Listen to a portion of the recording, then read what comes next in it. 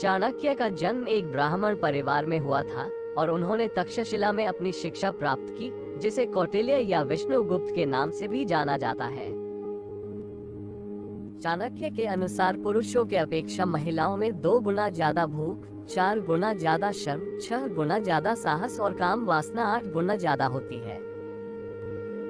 आचार्य चाणक्य के अनुसार बेवकूफी करना, छल कपट का सहारा लेना, झूठ बोलना, चालाक होना, क्रूर रहना आदि कुछ महिलाओं के व्यक्तित्व के प्राकृतिक दोष हैं।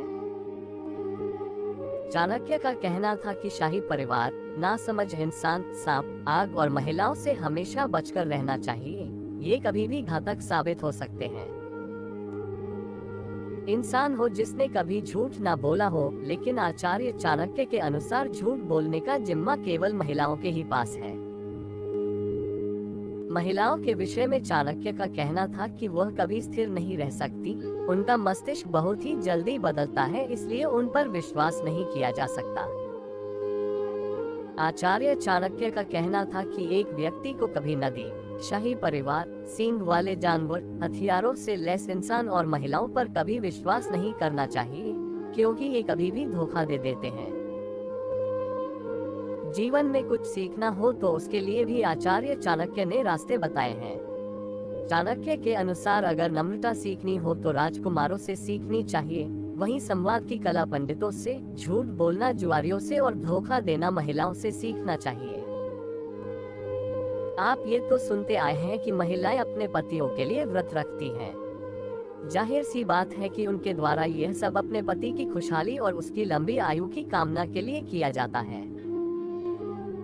लेकिन आचार्य चाणक्य का कहना था कि वे महिलाएं जो अपने पति की इच्छा के विरुद्ध जाकर व्रत रखती है तो इससे उनके पति की उम्र कम हो जाती है। इतना ही नहीं, वह स्वयं अपने हाथ से अपने लिए नर्क का द्वार खोल देती है और साथ ही वह अपने पति के लिए भी पतन का रास्ता तैयार करती है। आचार्य चाणक्य ने अपने कथनों द्वारा यह प्रमाणित किया था कि वह महिलाओं को एक वस्तु से ज्यादा और कुछ नहीं समझते थे। चाणक्य के अनुसार प्रत्येक व्यक्ति को अपने अच्छे समय के लिए धन और स्त्री को बचाकर रखना चाहिए और बुरे समय में सबसे पहले इनका त्याग करना चाहिए। संभव है कि उस समय के हालातों के मद्देनजर आचार्य चाणक्य के कथन सही कहे जा सकते हो।